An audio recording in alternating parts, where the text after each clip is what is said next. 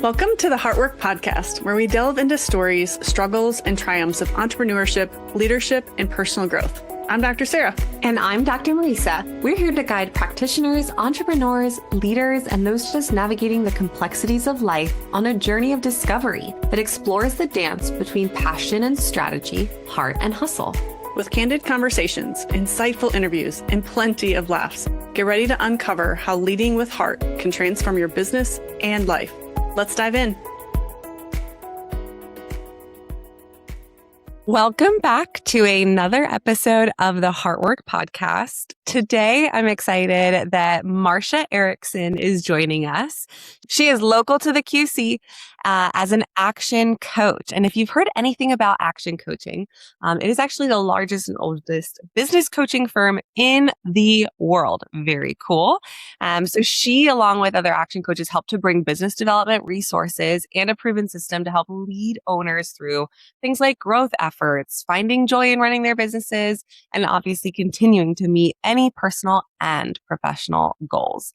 She's a very experienced executive coach as well. She's guided teams and organizations in achieving their strategic initiatives through things like team development, process improvement, leadership development, and coaching. So what a perfect guest for our podcast this morning. Very excited to have you. Thanks for joining us, Marcia. I am super excited to be here, and what a great introduction. I'm going to grab that and take it for myself. You did a great job. That's better than I introduced myself. I love it. Well, thank you. It's an honor to have you on the show, and so we want to honor that process with you. So I'd love it if you just start by sharing with our audience a little bit about yourself and how you got into the work that you do today. Yeah. So first dream out of college, I was a freshman, like most of us, not really sure what I wanted to do, and grew up in small business, but my mom was a nurse, and she said, come, I got you an internship at the hospital. And so as I was going through that process, she's like, you should be a pharmacist, you should be a therapist, you should be all of these things. And I said, well, I am not going to be wearing a lab coat. I knew that, but I said, that C-suite looks really interesting to me. Like, I can resonate with that, and spent a lot of time in HR and things like operational positions. And so was fortunate when I went back to school in the fall that we actually had a health administration program, and so fell in love with healthcare. So that's what my first career was. So spent 20 years in healthcare administration. And as part of that journey, really lended myself to professional development of my teams, worked with clinical staff, lots of different types and levels of positions, and just really loved that. So I did a lot of internal coaching and business development and strategic planning and all the things in healthcare, and got to a point where I wanted to make a change. I wanted to make an impact more directly in my community with people. I was always coaching the clinical people who got to make the impact in people's lives.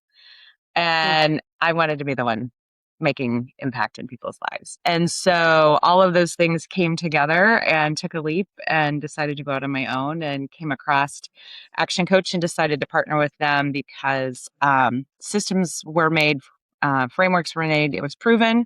So I mitigated all the risks while taking the biggest risk of my life. So that's how I ended up here. And how long have you been doing it now? 7 years. Wow. Yeah, That's amazing. Yeah. It's been a lot of fun. And obviously, I don't know you as well as Marisa. So who do you typically actively coach? Like, what is your demographic and population that you work with? Yeah. So everywhere. So there's two pieces, almost three, but I would say early businesses. So small business owners. My favorites are ownership groups, married couples who are running multiple businesses has become a fun place for me to be, all the way up to executives. So on the small business side, as Marisa explained, it's growth strategy, marketing, sales, building, enjoying their business again, getting leverage, getting control of those things. And then on the executive coaching side, it's same but different, right? It's burnout. It's, are you doing what you love? Leadership, management. So I describe it. The similarities are, where are you at? Where are you going? And how are we going to get you there?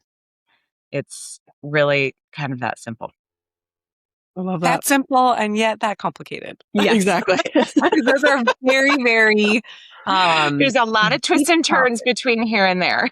Oh my Yes. gosh, yes. Very, very intricate You guys topics know. with lots of little pathways of going, and also Yeah.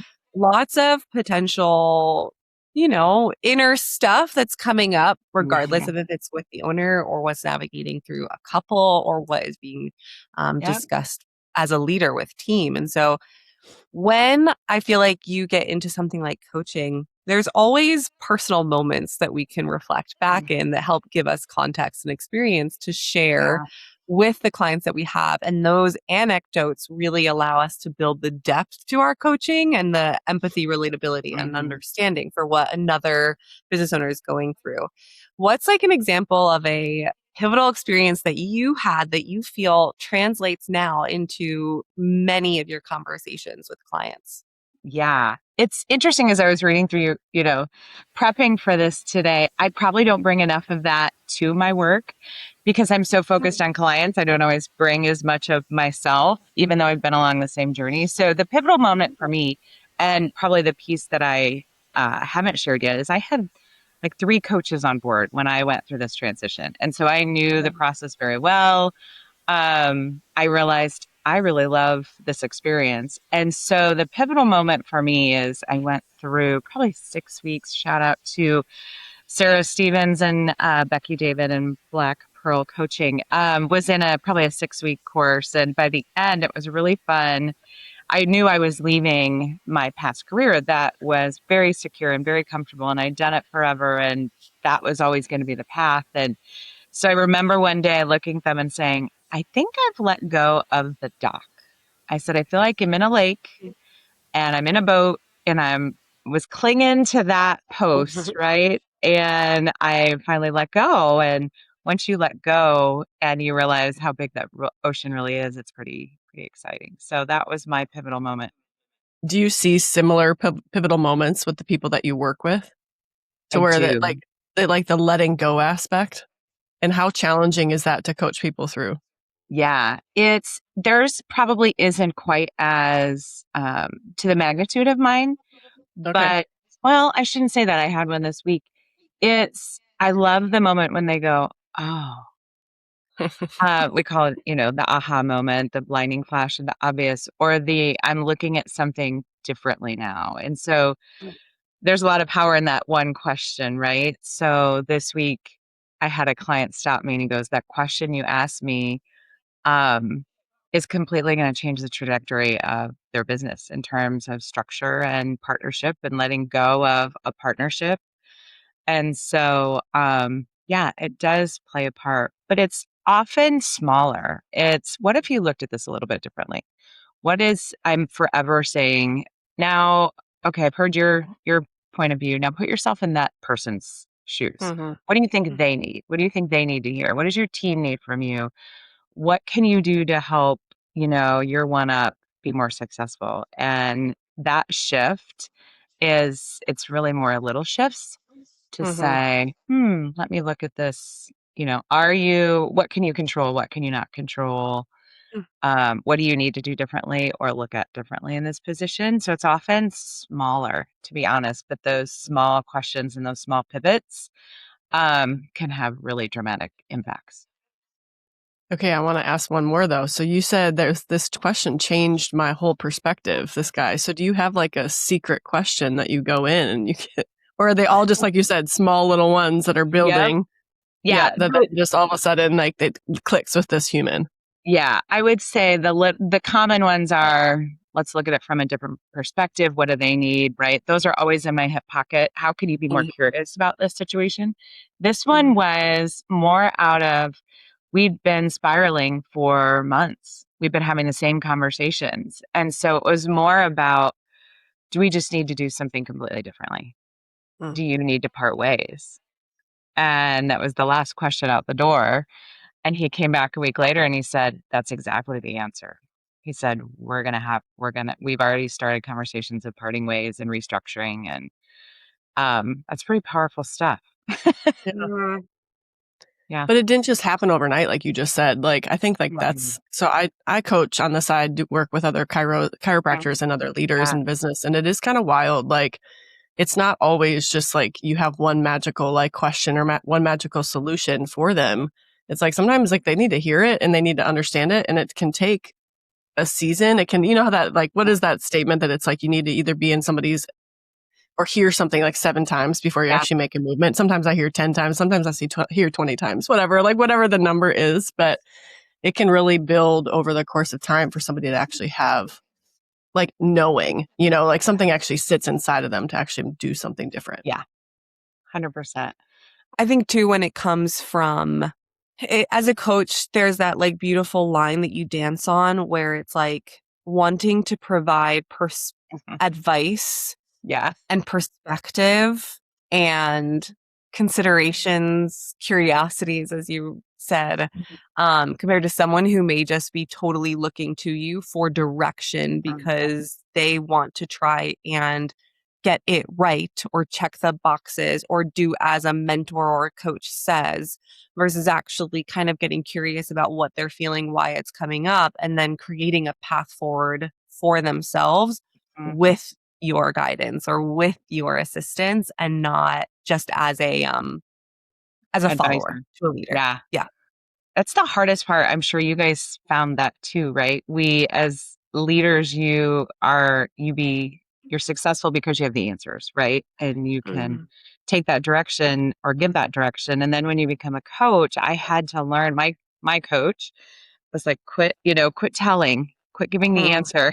I had to quit giving the advice and ask the question. And so I've had to coach myself to, what's the question that I need to ask here that's going to bring this out of this person and make them the hero, right? And not just give them the answer. And I would say I don't know if you guys have found this, when clients don't stay or don't get true satisfaction out of the experience, it's because they just wanted the answer, right? They just wanted you to tell them what to do versus this exploration. So I have a couple, and the husband would say, Marcia's not going to give you the answer. You've got to come to it on your own. And so that's a skill as coaches that we have to learn. And sometimes it can be really challenging. Yeah, for sure.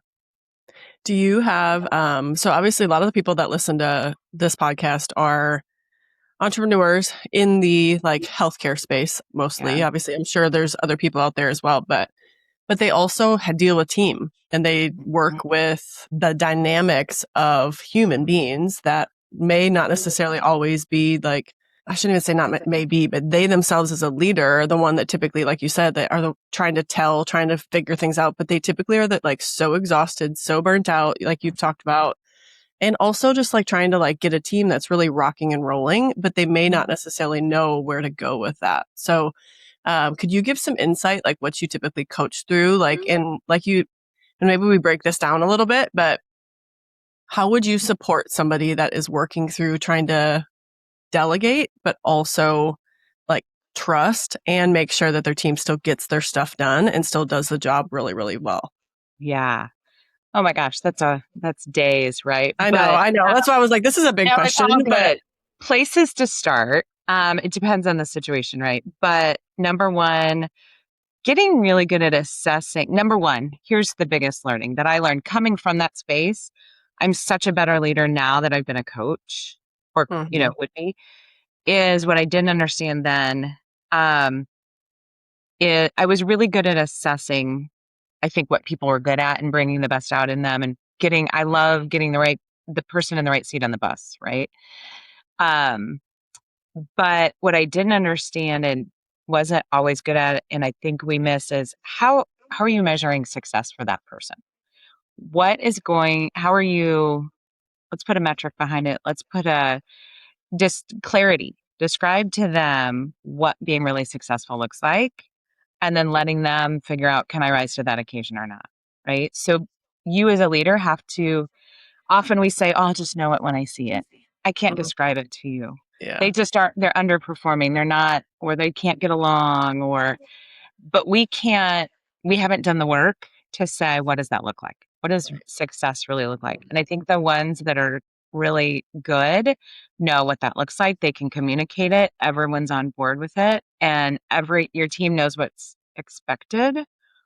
And then they get to choose, is this, is this the space I want to be in, and is it not? So that's a really short answer to a long. Mm-hmm. Yeah. There's a couple of spaces where now that I have learned more in my coaching training, that places that we as leaders fail. And I think that's being really understanding what you want from this person and being really clear about it. So again, what does success look like? I have a funny story, personal story about that with my family. And being able to communicate that when we delegate, one, knowing what to delegate, which is if someone can do it better than you, a lot of it's being a good leader is being humble, right? Mm-hmm. If someone else can do this better than me, let them do it. If I don't love doing it and they do, let them do it. Yeah. Telling them when I've trained you, now you're responsible from here on out. We forget that, right? Like, oh, I told them. Yeah. But I didn't tell them that they were going to do it starting tomorrow. So I think that clarity is important. And then I probably forgot to tell everyone else that I've now given responsibility to this person or authority to Yes. this That's person. an important one. So I find those two places and then how are we going to follow up after that? From a team perspective, the most powerful thing that I do if I have a team that's either new, they're not collaborating in a way that's really healthy, is having them define what success looks like for that team and what are their standards of behavior, what are the rules of the game, what are we all agreeing to. Super powerful exercise, tons of fun, and then you have everybody agree on it, describe it, make sure they're clear, and then they all sign it. And then when someone moves against that, right, then you can say, remember, we agreed on we were going to move forward in this way or we were not going to do this. So those are some tips that are helpful. Here's my funny story with my family. As we moved into a new house, my kids were, I don't know, grade school age, old enough to be doing chores, and they had their own bathroom. They shared a bathroom. And I said, okay, from now on, you guys are going to clean the bathroom. That's your responsibility. And so weeks went by and it was like not getting done, not getting done right. And I was getting more frustrated. And finally, the lid blew off. I'm like, oh, Mom, you never taught us how to clean a bathroom. What a beautiful picture for leadership. Oh, whoops. So we had to take a step back and say, okay, this is what's expected. This is how you do it from now on. Yeah. I love that. And Grandma, no, you're not going to clean the bathroom for them. This is now the responsibility. So it's just a fun metaphor of what we step in all the time, right? I love the one that you said for when you do set those, like you're basically setting standards, setting boundaries, setting these perspectives for success, like you said in your office. And then ultimately at the end of the day, that the other person's responsibility is they also get to choose, but it's not your responsibility to make them live up to that standard. And I think many leaders, like I just know in our industry, and for some reason, I don't know why it is in our industry, or maybe it's all over the place, but we'd like to make sure that everybody else is taken care of before the business is taken care of. Yeah. And so it's just an interesting thing to watch where it's like, okay, well, you've set those, the boundaries, let's just call them boundaries. But at the end of the day, you're not letting them work for you. Then you go against them or you let them drop, and no wonder you're frustrated, or no wonder you're not seeing the movement or the success that you want to see. Yeah. So love that. That was a beautiful picture of just how to give some practical things for people that are listening. Yeah. The other thing I'm often asking, to your point, in healthcare, right? You're right. We want to take care of our team and patients often more than the health of the business. So, and then we get caught up in this emotion and like all of these other deep things. And at the end of the day, what's the business need? Sometimes we just have to say, what is the business need in this situation? And the rest will fall into place. I find that I was just asking the question too. I was coaching, a married couple, and they were getting all caught up in their feels about, who said what and who did what and what I need from them. And then you get into this child adult thing. And I said, what does the business need? At the end of the day, your husband and wife at home, at work, Mhm. what does your business need? And that often will also translate into salvaging that relationship and maintaining that relationship, because we can look at it more objectively. In healthcare, what's the patient need? What's in the best Yeah. interest of the patient? Usually if you can answer that question, things fall into place. I think too, as a coach, it can be hard because you had alluded to this earlier. You can give them all the frameworks, you can drive all the, secret questions and share it with them. And ultimately, at the end of the day, that individual also needs to have that same recognition and understanding from themselves. And if they don't follow through, or if they don't find it successful, naturally, as someone who is trying to lead and is trying to get someone else to feel curious and see a different perspective, we can take it upon ourselves to have the responsibility also as a leader then for their outcome and their happiness. And so, what are ways or practices that you, as someone who helps to teach and show others a certain different way, if you would, for lack of complex words, that then they don't follow? And if that, you have to let that client go, and this can translate to a customer or a consumer or a buyer. How do you navigate some of the own inner feelings that can come up in yourself for trying to help someone else lead in their Yeah. business or see something different that can absolutely transform the way that they're showing up or their relationship or the health of their business? And know that feel inner peace with what you have contributed Yeah. to the situation. Yeah, that's a loaded question. But Mm. have you done everything that you can do? Are you being fair in this situation? Have you set, let's say, the employee up for success, and they didn't rise to the occasion? That's their choice. If you've, like we said, boundaries, expectations, if you've set them, coached them, given them all the feedback, given them all the opportunity, and they can't, it becomes their choice at some point, right? So are you being fair? Have you done everything you can do? And ultimately, have you made it their choice to make that decision? So if someone's parting the organization, ideally it's their choice. Here's what I need. Can you do this? And if you can't, then that's your choice. If you've done everything as a coach and you find yourself doing it for them, right? You can't want it more than they can want it. You can't do all the things for them. Ultimately, you know, you can choose to part ways. And as long as you feel like you have done everything and been fair. The other thing I would say about that is I'm really coaching clients to turn it around. And when we talk about accountability, everyone's like, oh, I want more accountability in my organization, right? True accountability is someone taking accountability for themselves. So how can you turn it around and say, how can you report to me what you're doing? How can you report to me that you're successful? How are you measuring it instead of having to pull it out of that person? So set up a system that they're sharing with you. I hit out of the park this week, or you know what? I dropped the ball here, but here's my plan to change that. And that's a big culture shift. Some people can do that. Some people can't. It works in some organizations, not every organization, but what a beautiful place to get to when people are taking their own accountability and responsibility. And it's more fun, right? If you think about even yourself, what a more fun way to go into work, being like taking ownership and saying, here's what I'm doing really well, as opposed to, oh my gosh, Marcia's going to ask me for this today. And Right. so it's a big shift, but it can happen. I've seen it happen. And it's fun to see clients go, oh, I never looked at it that way. Because historically in leadership, it's been the other way, right? We've been asking for things and pulling for things. And the world's different. What does that take from that leader to be able, so like talk about like a leader and a coach, what does that take from that leader to be able to switch that? Because we hear so many times from people that they want their team to take ownership. They want to do that. However, it's like there's something that's blocking them from even for one, understanding, like you said, the system that may be required to put some of that in place. Right.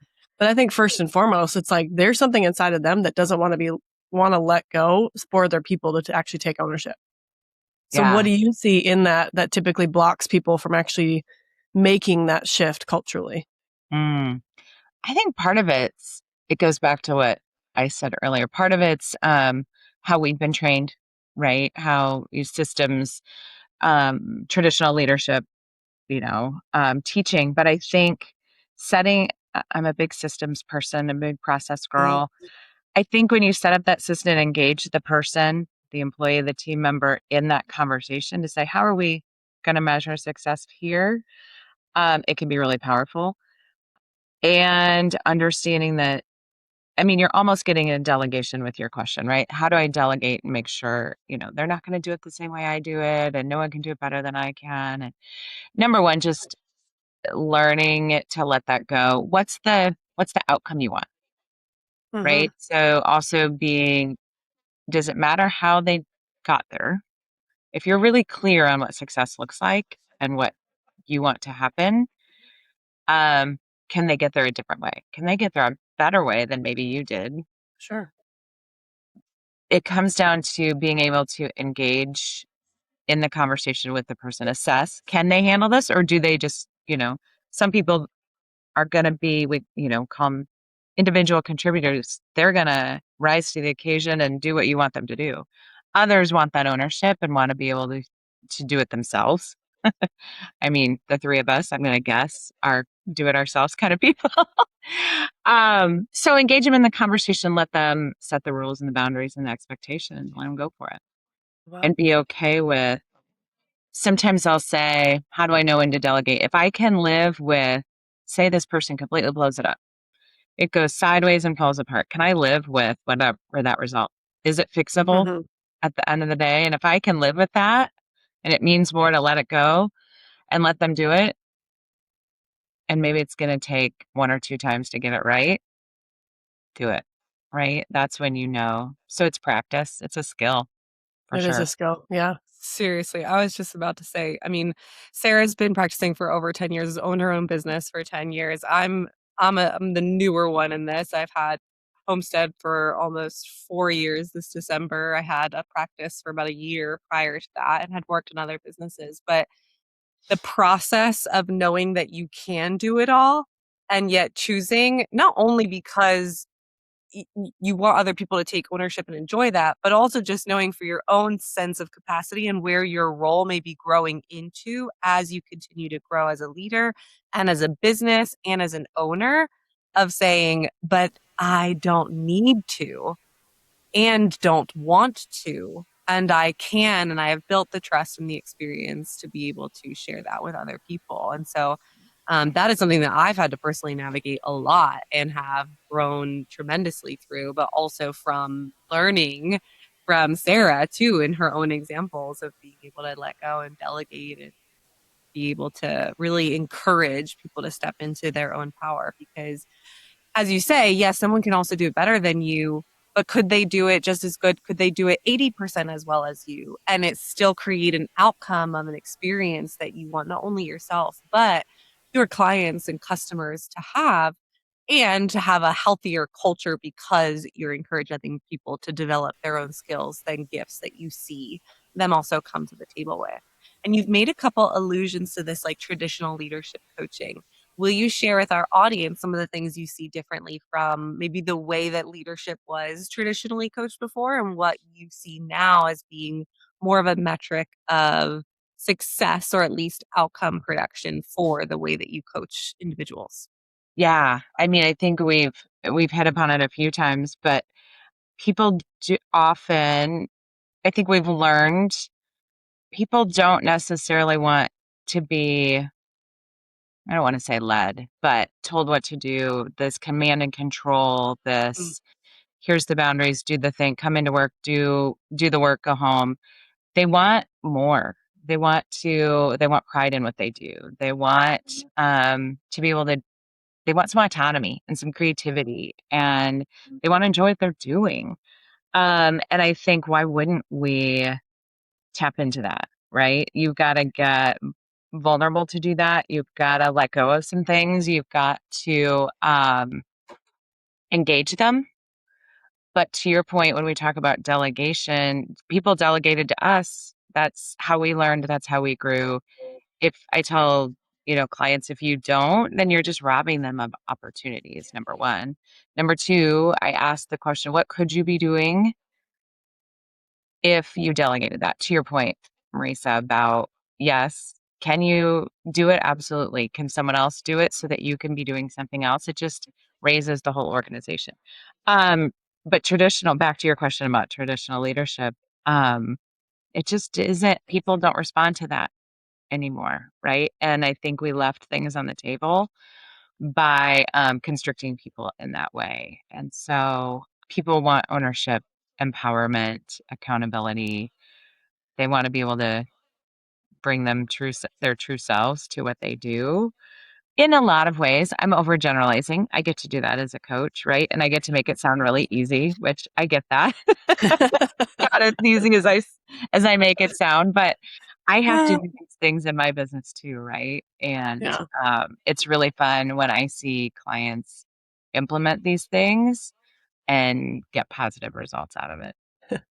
I like how you said generalizing for like this easy like thing, because it really like to a certain degree it really is not difficult. Like it is like a simple like process, but at the same time the complexity of that and the complexity of every human being that's inside the organization, that's what adds the difficulty, I think. And I think that's what adds a lot of the resistance, I should say, the resistance to some of that change, because they may see that. But I know for me, a lot of times, not only what I've had to work through, but what I see in other humans is like their own resistance is their belief in themselves and that they can actually let it happen and that Yep. they can actually allow somebody else to do that job and not doubt that it's not going to get done or this is going to happen. But my business, I want to trust this human, but now my business, I don't want it to fall apart. It's like there's this dichotomy of that trust, not only in your people, but also in yourself that I feel like I see a lot when it comes to entrepreneurship sometimes.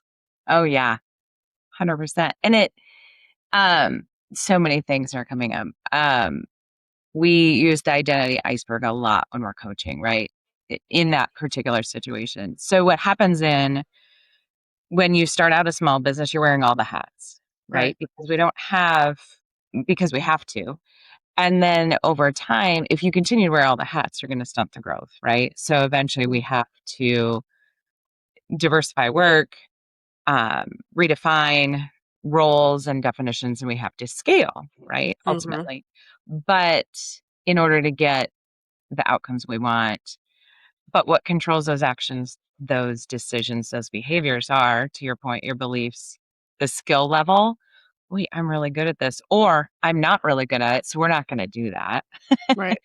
I'm not going to try that. But our beliefs in, a belief, what's really funny about that, what I've learned over time is none of them have any actuality. There's no objectivity around a belief, but we are going to grab every piece of information and data we can to validate that belief. So if I feel like I'm not good at it, I'm going to look at all the times I'm not good at it. If I feel like I'm really good at it, I'm going to support that, right? Or if I believe that person can't do it, the first time they don't do it right, I'm going to be like, see, they can't. So there's a whole lot there. And then we've got values and then we've got environment around that. So the people that we surround ourselves with, are they validating all those things? Or are they giving us a different perspective on that? So to your point is, how do you coach through some of those mindsets, right? So again, can this person do it 80% and we still get the result they want? Can I live with something a little different? What's the impact of not letting this person do this? Is it holding the business back? Is it holding our patients back? Is it holding the team back from moving forward? A lot of it's internal coaching, right? Coaching yourself to ask these questions. What are you giving up? What's the opposite of letting them do this? Right? Yeah. I love that.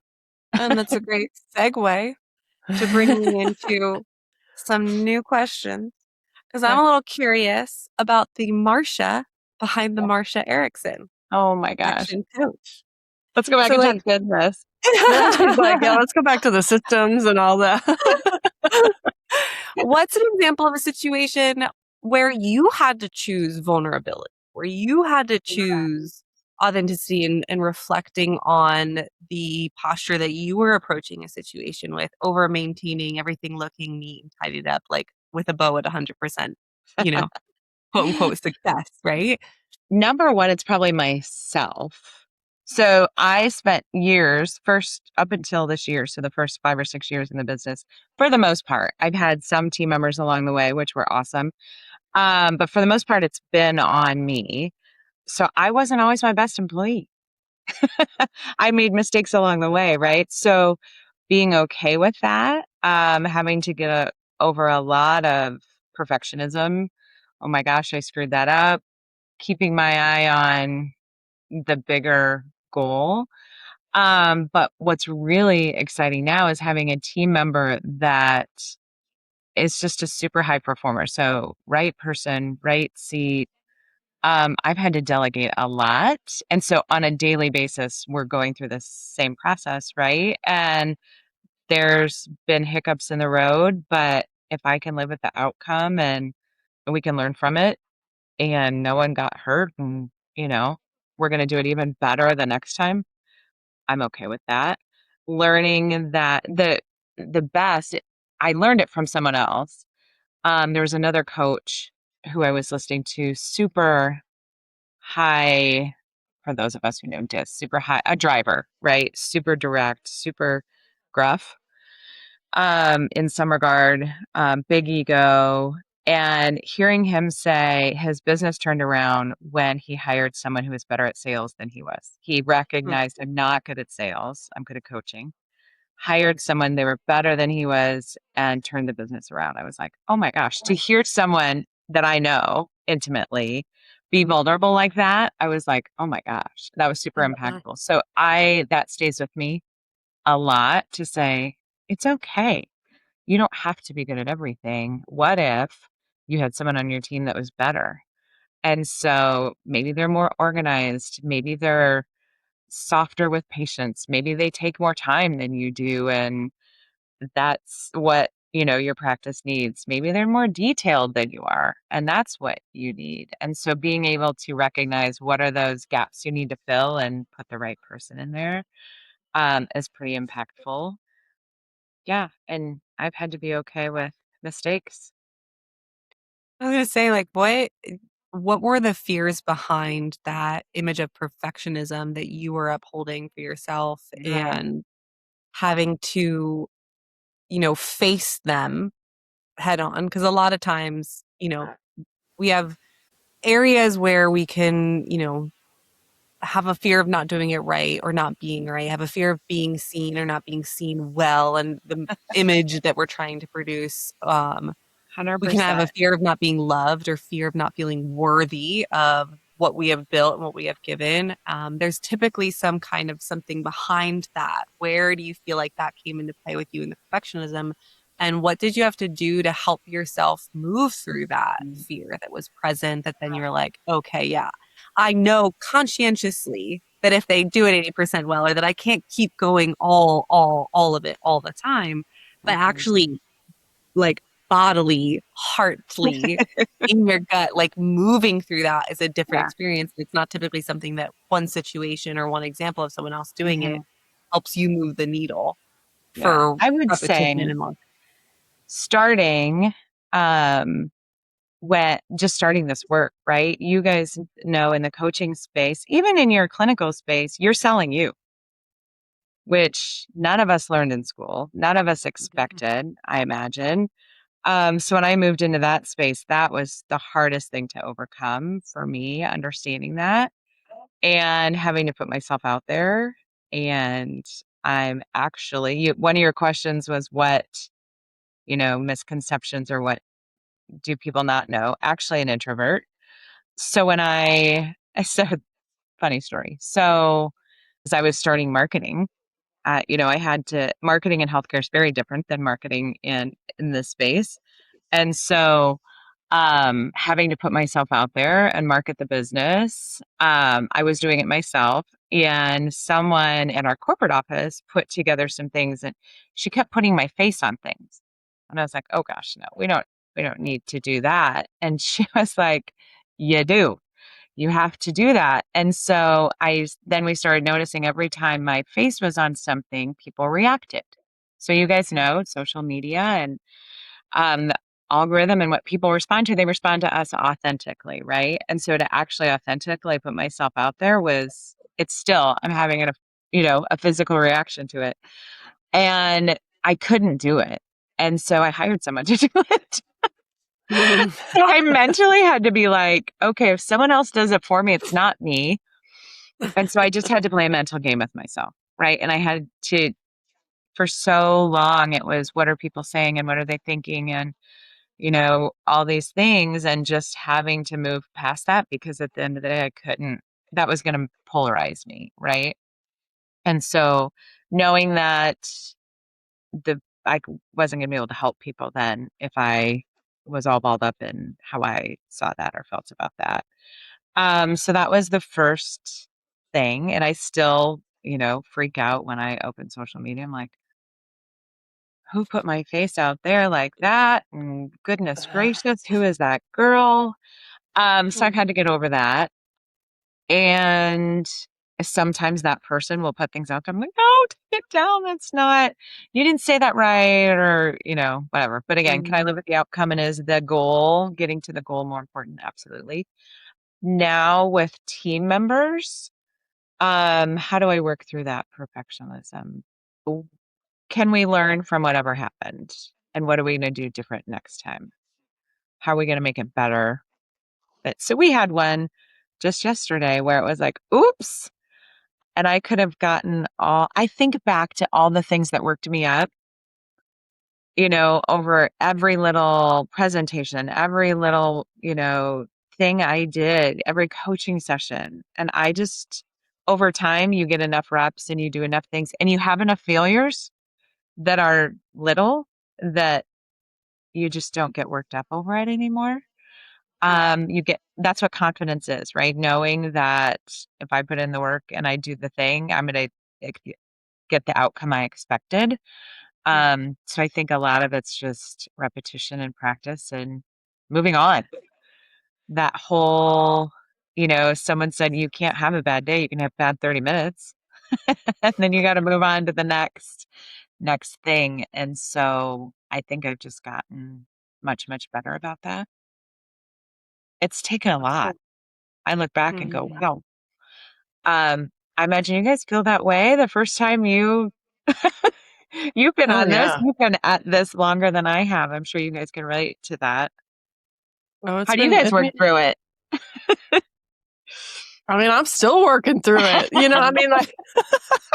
I think in reality, I think it's understanding what you said, where it comes from and what it is. This is what we talk about a lot is if something triggers you, it's an opportunity to take stock and awareness of what that says about you, and what's the language that's in the back of all of our heads that's speaking to us that nobody else hears, but only we hear. Mm-hmm. And then ultimately at the end of the day, getting an opportunity to say, it's like, okay, well, for one, is that actual truth or is it just a made up version of truth that we believe in ourselves, right? But somehow that's been informed inside of us for a really long time, I would imagine. I know for me, there's been a lot of information that has been in a lot of things in my life that has informed how I see myself and how I operate in this world. And so, and like you said, it's not sometimes it's just like, okay, I just radically just flip a switch and I'm a different person, right? It is in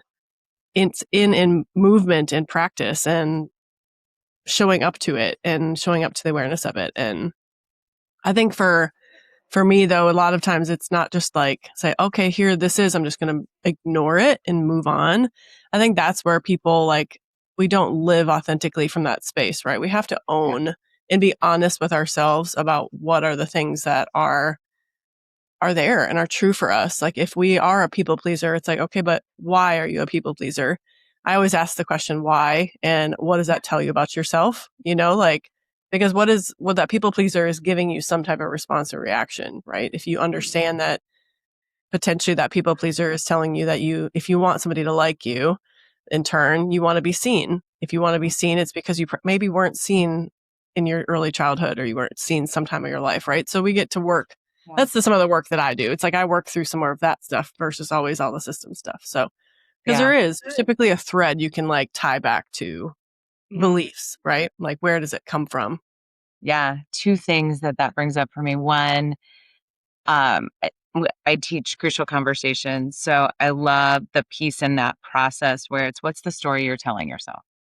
Yeah. So just the other day with a client, was describing the situation. I said, what was going through your head? What story were you telling yourself that may or may not be true in that situation, right? So when you go into a crucial conversation with someone and they trigger you, what's that story?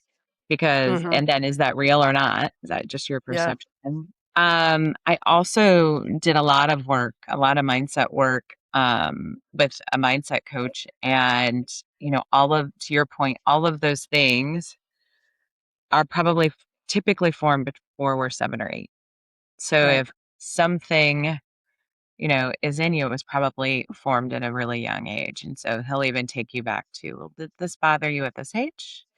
At this age?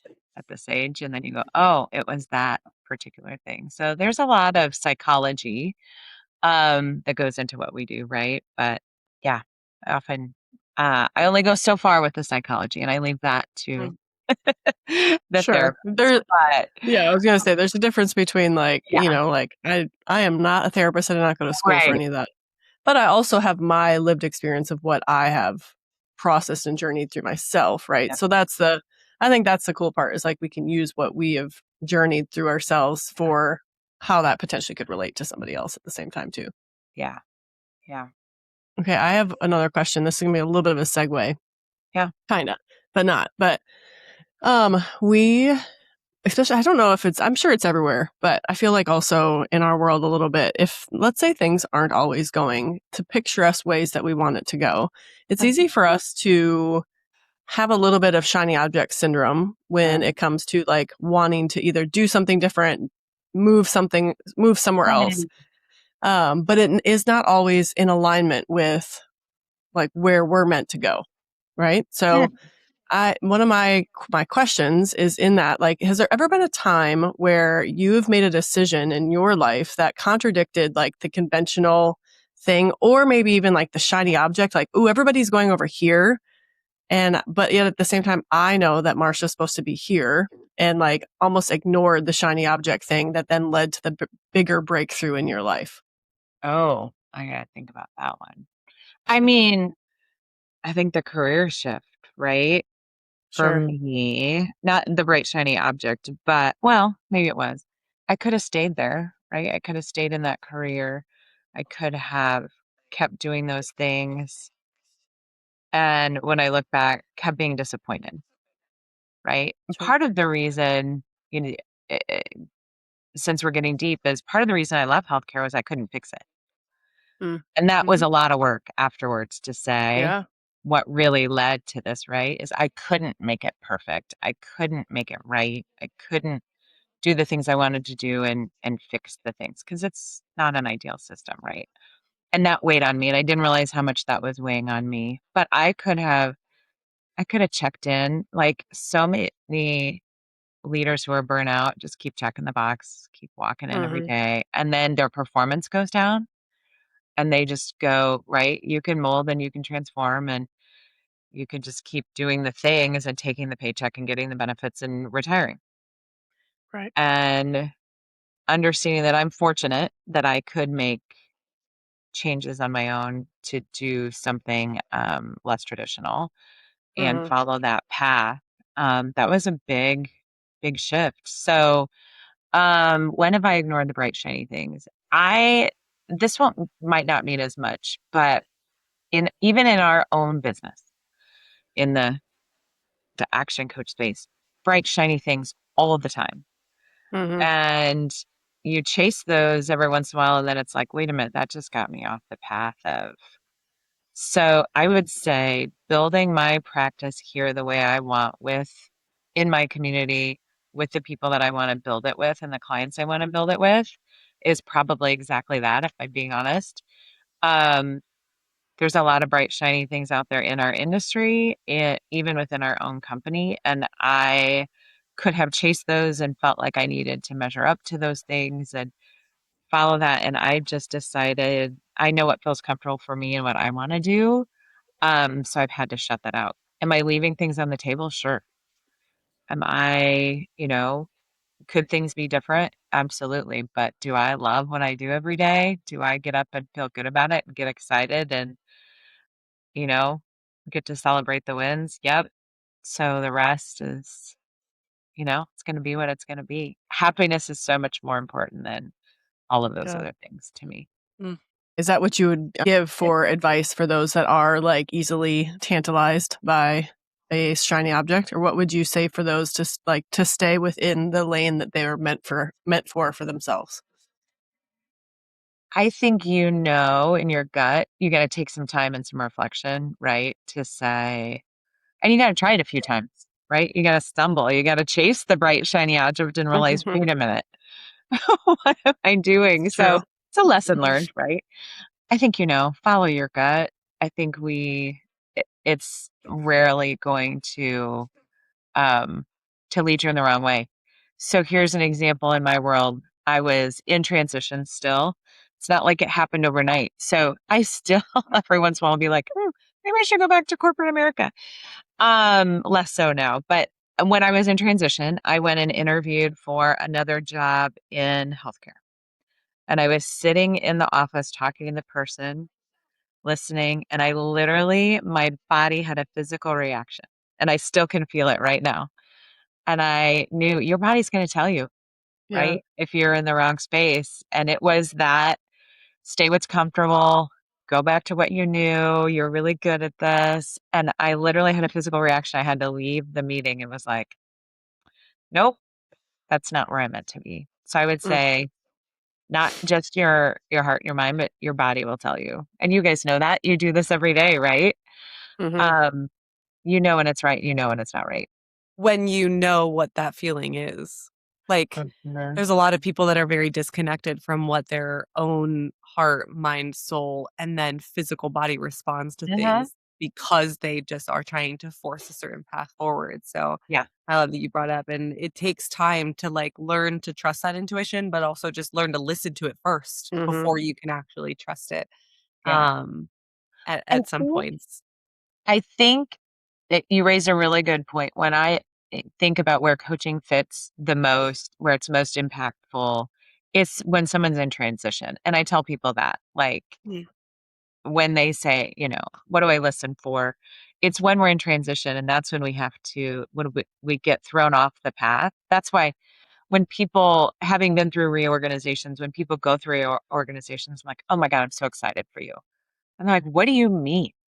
I just lost all of my comfort and everything I knew. And I was like, yep, the first time is going to be devastating. And from every time after that, it's going to be amazing because it forces you to take stock in all of these things. So to your point, you are much more aware. Whereas when we're on the day to day, so when you're coaching clients who are in burnout, right? It's because we're not stopping and paying attention to all those things. We're just continuing to do the thing. So I think we say often a breakthrough comes after a breakup or a break apart or a break with something. And I think that sometimes you got to have a little wake up call.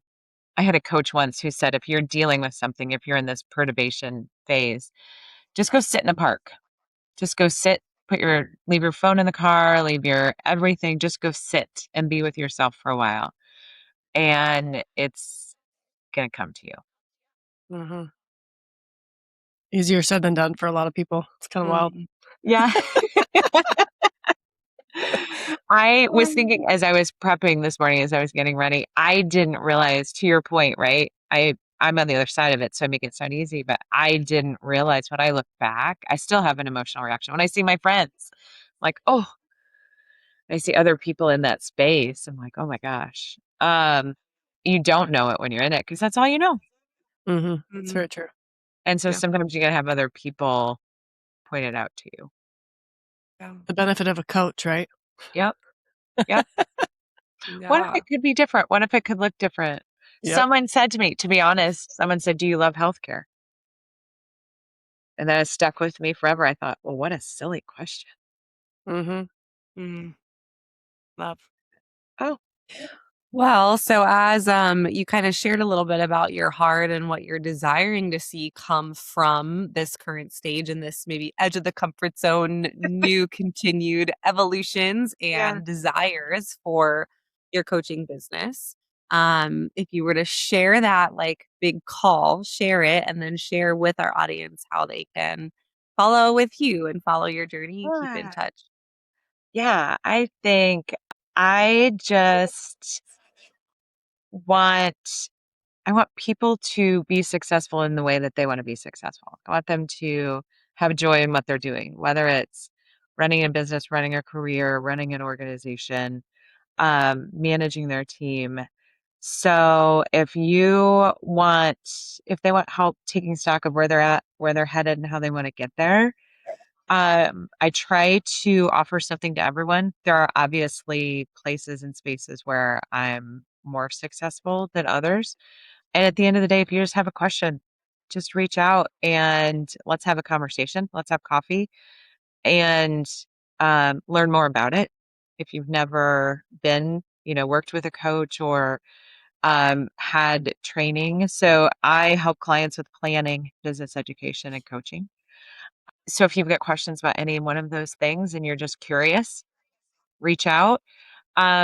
Follow on, so you can find us on social media, Action Coach XL Edge East. You can search Marcia Erickson. As I mentioned, I pop up from time to time. And we have our own podcast. You can find us on the Business Spotlight series. We're in downtown Bettendorf. Stop by and see us. So reach out to us. And typically, in terms of my process, we're going to jump on Zoom or we're going to have coffee and just get to know each other and then see where it goes from there. And see if it's a fit, if there's a place where I can add value, I'm going to add value. And then people have a choice about whether they want to move forward.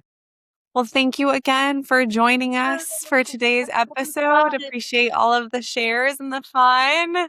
And I hope you have a great rest of your day. Thank you for joining us. Thanks for all you guys do for all of your patients. This has been really fun. Love getting to meet you. I know Marisa has the opportunity to know you more personally, so love getting to meet you virtually. Yeah, as well. Have a great day, guys. You too. Bye, Marcia. Bye-bye. So thank you for joining us on another episode of the Heartwork Podcast. We hope today's conversation has inspired you to lead with heart in your business and life. If you enjoyed this, subscribe so you never miss a release, rate our show, leave us a review, get on our VIP email list, and join our exclusive Facebook group, The Heartwork Life, to plug into our community and learn from us and other heart-led entrepreneurs on a weekly basis. We look forward to chatting with you next time. Bye!